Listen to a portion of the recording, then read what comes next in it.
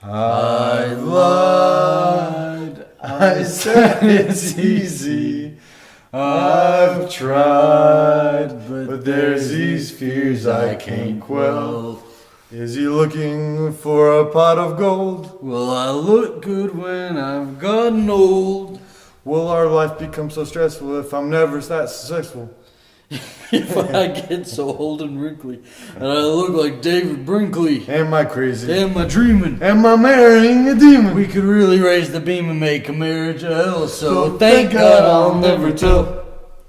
I swear that I'll never tell. My lips are sealed.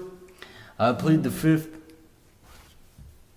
I'll never Tell. tell. What is up, y'all, and thank you so much for checking in with me and B. Today's an off day, and on my off days I like to be productive, so I have errands to run, I have some things to do, so I figured I'd just take y'all along with me, and there you go, there's a Monday video. I haven't really done anything like that, but I'm at my parents' house, and when I'm here I go through like everything, because I'm a very nostalgic person, and I like to go through all my stuff, and so I was going through this box full of like a bunch of old writing. If y'all are new to my channel, I like to write, and I really hope to be published one day. And this, I think I haven't even mentioned this, but this laptop has been the biggest pain in my ass. I had it for a few years and it worked great, and I used to write on it. And my biggest problem, and I still kind of have this problem sometimes, I don't back shit up, and always back shit up. If you guys are writers or filmmakers or anything, back your shit up, because I had this whole book done, about 300 something pages, and I maybe had a couple more chapters to go, and I needed to go through and edit it, but for the most part I had amassed this huge pile of material. It was a story I was really proud of, and I felt like my writing was really on point with this, because I'd spent like 2 years working on it. And then my laptop just stops working. I take it in to try to get it fixed. They tell me there's nothing they can do about it, and that all the stuff on it can't really be retrieved. And I'm just devastated. If any of y'all are writers, or you know that when you work on something you're really happy with, if something happens to it, it's just devastating. This happened maybe back in January of last year, and it put me in a rut when I realized my work was gone, and I can't just rewrite it, because I felt like that story, I would love to rewrite that story, and I think I would like to do that again. I'd like to attempt it, but it's just really hard to sort of recreate the original, and that put me off of writing for a good year.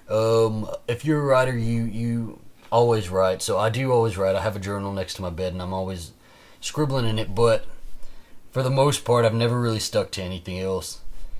And I need some inspiration. I really do, because I want to get back into writing, and this year I'd like to get something published. Like, at that point, I was already pretty depressed, and that just deepened it, I guess. I don't know, but I'm looking for a little bit of inspiration, going through some old writings. In college, I took a couple of creative writing courses, and so I have a bunch of short stories and stuff like that. Like, the book that I'd been working on came from a short story I'd written. Like, we used to write stories in this class, and everybody'd have to bring copies for the whole class, and then we'd all comment on them and stuff like that. So, like, when I need inspiration, I go through and I read comments, and constructive comments, and then the comments that are, like, praising my work, and it helps a lot. This year I told myself I was going to start writing again, and I'm bouncing between two projects. I have the one that got lost. I'd like to try to redo it, and then I have one that I started like back in high school when I was like 15, and I planned it as a series of like 4 books, but I don't know how. Like, I have the entire thing plotted out. Like, I have the entire series plotted out. It's got about 3 or 4 files on it, and I'd like to go in and work on it, because I know exactly what that whole world is going to, like, everything that's going to happen. But at the same time, I don't know how connected I feel to that story anymore. And if I'm not connected to something, I'm not going to want to sit there and write it. But what does get me excited about it is that I do know where it's going, and I know everything that's going to happen in life. I have chapters that are already written and just a bunch of different stuff. So who knows? I'm balancing between these two right now. A long time ago when I was really young, I got a pinup girl tattooed on my back. And so here is a, I was really unhappy with it like the second day I had it. So I started sketching out some stuff to cover it up. I got an eagle here, got a bunch of different stuff, but I still have yet to cover it up. I think what I'm gonna do is just put like a big old Texas on my back and just cover it up that way. I don't want any more tattoos. I'm done. I wish I didn't have any tattoos. Nothing against tattoos, but for me, I wish my body was clean. So today I really need to run to the post office. I need to get over there and do that. I need to send out some orders, and I need to run to Walmart, grab some stuff there. And I really want to go get a gym membership because I've been really slacking at the gym. I think I've seen a couple comments like that. Like I'm not nearly as big as I used to be. And that's just because I usually go to the base gym here, but it's so fucking crowded. And when it's crowded, I don't want to sit there and wait on weights. I don't want to pay for a gym membership because going on base is free, but I'd rather pay for it and have freedom to use a gym that's not so packed all the time. I saw Baby Boy this past weekend, and we had a really good time. We were only together for about a day, and we had something really exciting planned for Saturday, and then unfortunate event happened, and we didn't get to do that. But because we were only together one day, really, I didn't want to spend the whole day filming and trying to put together a video, because that's all I would be thinking about, and I wanted to enjoy my time with him. Hey, buddy. Hi, buddy. Hi. Here I am talking all about myself, and I didn't mention B. They gonna get mad if I don't mention B. Oh, he's my boy. This is B, everybody. For those of you who don't know, B don't stand for Alistair. I know that people have watched my videos and not really known who B is, but this is B. His name's Bronson. He is a little shit. He kept me up all night last night. Oh, and now he's tired and he just can't be bothered. I don't know. I don't like to film every single thing that Alistair and I do. I think that's kind of counterproductive to our relationship. And I know y'all like to see our relationship, but I do like to keep the majority of it private. I've seen videos though that sort of talk about, you know, gay couples and how much you see of them on YouTube, and it's just kind of commenting on all of that. And I don't know, I was kind of thinking about it. How much like is too much to show, and how much is like not enough to show? Am I showing enough? Or I don't know. I feel like I'm doing a pretty okay job, but like some people are like, well, you know, show the good and the bad. But I don't know. I like my channel to be about positivity, and you know, life ain't always positive, and I have first-hand knowledge of that. But I don't know. I don't really want to show any of the arguments that Alistair and I have. Alistair and I do argue. We are just like every other couple. We argue, and we're both stubborn as hell, and that doesn't really help. But you know, I feel like anything I put on YouTube gives people license to comment on, and if I'm putting my arguments on YouTube, that gives people, you know, license to sort of interject and give their opinions on our arguments or anything like that. And I don't want that. I don't want anybody being able to have an opinion about an argument we have. By the way, y'all, I saw Split this weekend. That was a damn good movie. I loved that movie. I didn't realize it was a sequel to Unbreakable, but it was a fantastic movie. Really, like, made me think about, you know, what parts of the brain can be unlocked and what can happen if those parts of the brain are unlocked. And I don't know. I thought it was a really, really good movie, y'all. Go check it out if you haven't seen it.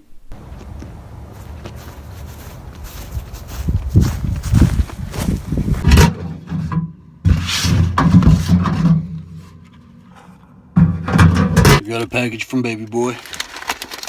I think I know what it is already. It's my book. I lent him this book at the beginning of the semester, last semester. And he only got about halfway through it. I don't think he was that into it. But this is my favorite book of all time, White Oleander. I think the writing in it is absolutely fantastic. And I am really bummed he didn't like it, but I'm glad to have it back because it's a big source of inspiration for me, and I've worn it out cover to cover countless times, and I'm excited to read it again. There you go. Thank you. Have a great day. You too. Thank you. No judgment. I have no Dr. Pepper in the house. And on my post office days, I like to go get myself a cherry vanilla Dr. Pepper from Sonic. But I've been very good about cutting down on it. So, fuck off. Yes, sir. Hey, how are you? Good. Just got one for you today. Just one. Just one. Just get there if there's anything Liquid Fresh Press potentially hazardous. No, ma'am. First class. No extras.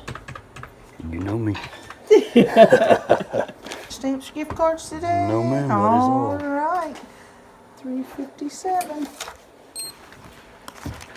Should have brought me a lemon berry slush. I should have. I didn't think about it. No need to say Thank you. Have a good one. You too.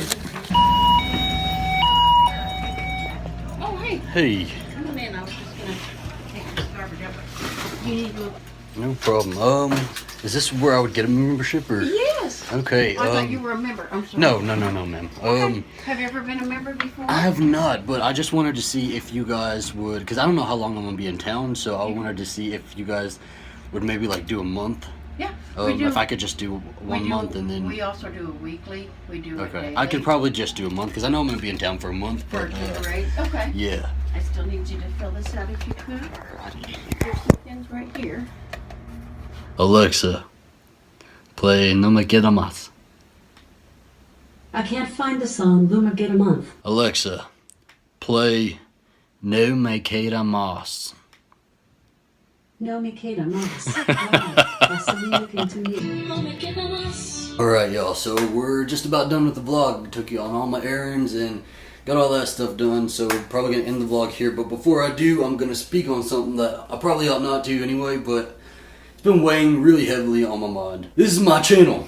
If you don't agree with the opinions expressed, you can unsubscribe, you can, I'd rather you leave a comment in the comments below. Tell me why you don't agree, or why you do agree, but do it respectfully. So I'm going to go ahead and tell you now that I will delete any hateful comments I see towards each other, and just be respectful. This immigration ban, I've been thinking about it all weekend. I've talked to Alistair about it, and when something happens that's really big like this, I like to think about it and think, what are the positives to this?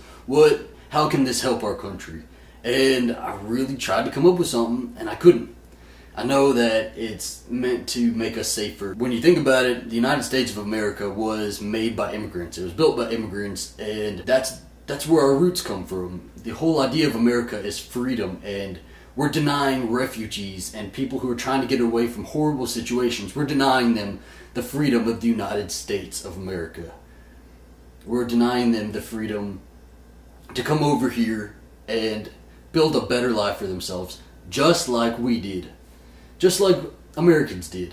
And that's bullshit to me. I'm against the immigration ban. I don't see any positives to it. I think that, people, when they would immigrate over here, they would see the Statue of Liberty. And that's a beacon. That was supposed to be a beacon of hope, a beacon of freedom. And now we're taking that away. What does the Statue of Liberty mean anymore if we're not going to allow immigrants and allow refugees? It's just, I have a real hard time with this. I believe in the real United States of America, and this bullshit is not the real United States of America. This is not why I'm proud to be American, why I'm proud to live in this country. That's just my thoughts on it, my 2 cents. I just thank y'all so much for watching my videos, and hope you have a great day as always.